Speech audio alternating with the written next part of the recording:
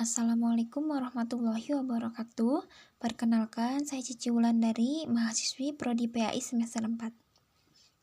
Tujuan dibuatnya video ini untuk memenuhi salah satu tugas mata kuliah ICT. Di sini saya akan membahas mengenai urgensi dan kedudukan ICT dalam kerangka pendidikan abad ke-21. Sebelum ke pembahasannya, terlebih dahulu kita mengenal apa itu ICT. Menurut Salmin 2010, Teknologi Informasi dan Komunikasi atau TIK dan Informasi and Communication Technology atau ICT adalah teknologi yang digunakan untuk menyimpan, menghasilkan, mengolah, serta menyebarkan informasi maupun memanagenya. Adapun pengertian ICT menurut Kemendikbud adalah teknologi informasi dan komunikasi yang membuat semua teknologi yang akan berhubungan dengan penanganan sebuah informasi. Baik, kita berlanjut ke pembahasannya. Yang pertama ada kedudukan ICT. Secara umum, paling tidak ada dua kedudukan ICT dalam pembelajaran, yaitu pertama sebagai pendorong komunitas pendidikan untuk lebih apresiatif, proaktif, dan memaksimalisasi potensi pendidikan.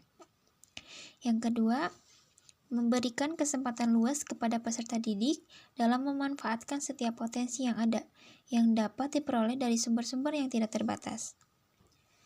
Selain dari dua kedudukan tersebut, ada tiga kedudukan lainnya yang mengarah pada teknik operasional, yaitu yang pertama, mempermudah kerjasama antara pakar dan peserta didik, menghilangkan batasan ruang, jarak, dan waktu. Yang kedua, ada sharing information, sehingga hasil penelitian dapat digunakan bersama-sama dan mempercepat pengembangan ilmu pengetahuan. Yang ketiga, ada virtual university, yaitu dapat menyediakan pendidikan yang diakses oleh orang banyak. Selanjutnya ada peran ICT. Kaitannya dengan metodologi pembelajaran yang merupakan bagian dari pembelajaran, ICT memiliki tiga kedudukan dan peranan, yaitu sebagai suplemen, komplement, dan substitusi. Yang pertama, ada peran tambahan atau suplemen.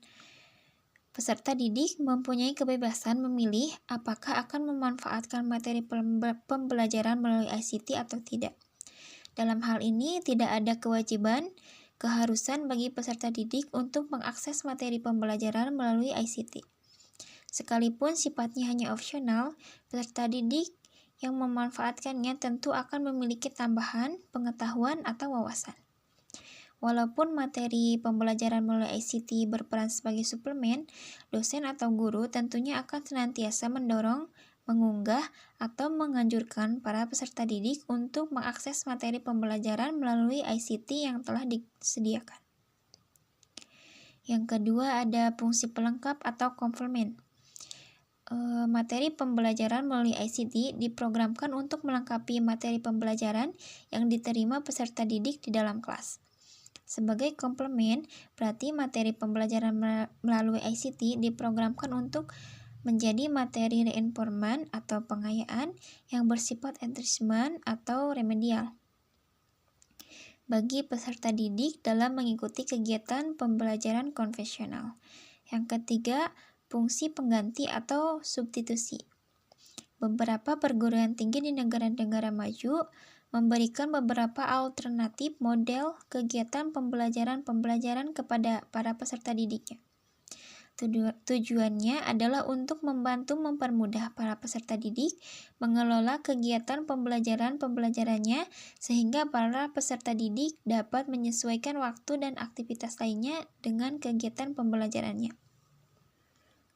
Adapun peran lainnya bahwa ICT berperan sebagai mediator dalam pembelajaran, yaitu untuk menyebarkan berbagai informasi dengan mudah dan cepat.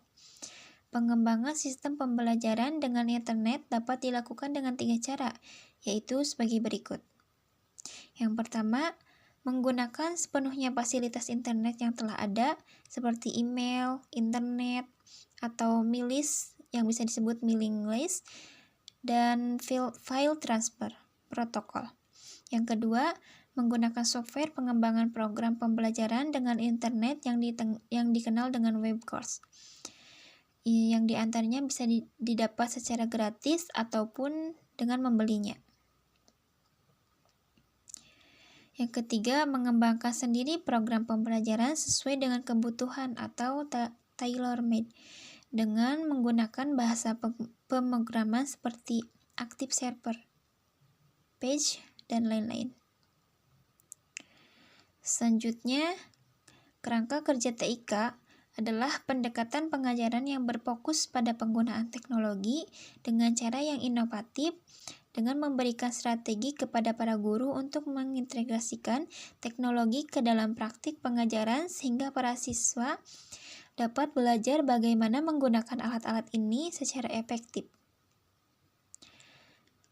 Kerangka kerja ICT mencakup beberapa bidang, keterampilan komunikasi, kreativitas, berpikir kritis, kolaborasi, kemampuan memecahkan masalah, keterampilan kewarganegaraan digital, kesadaran akan keamanan internet, keterampilan literasi digital, keterampilan kewarganegaraan digital, misalnya seperti penggunaan media sosial.